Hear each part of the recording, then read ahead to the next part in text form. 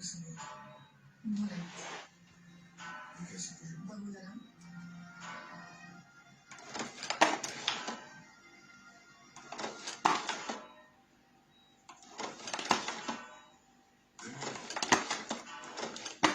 Има фалшата